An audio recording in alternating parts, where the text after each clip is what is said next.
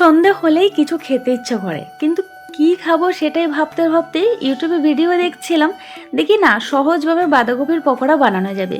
তাই সন্ধ্যের দিকে একটা সবজিওয়ালা আসছিল, ওনার থেকে একটা বাঁধাকপি নিয়েই বাঁধাকপির পকোড়া করতে বসে গেলাম। প্রথমে বাঁধাকপি থেকে আমি পাতাগুলো ছাড়িয়ে নিয়েছি, এবার এটাকে আমি সেদ্ধ বসিয়ে দিয়েছি। তেলের মধ্যে আমি জিরে দিয়ে কেটে রাখা মটরশুঁটি, গাজর আর টমেটো দিয়ে আদা কাঁচা লঙ্কা বাটা, ম্যাগি মশলা, একটু নুন হলুদ দিয়ে ভালো করে আমি কষিয়ে নিয়েছি।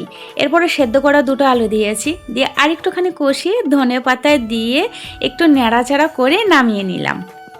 এইদিকে আমার সেদ্ধ করা বাঁধাকপির পাতাগুলো আমি নামিয়ে ঠান্ডা করে নিয়ে একটু একটু করে পুর দিয়ে আমি রোল করে নিয়েছি।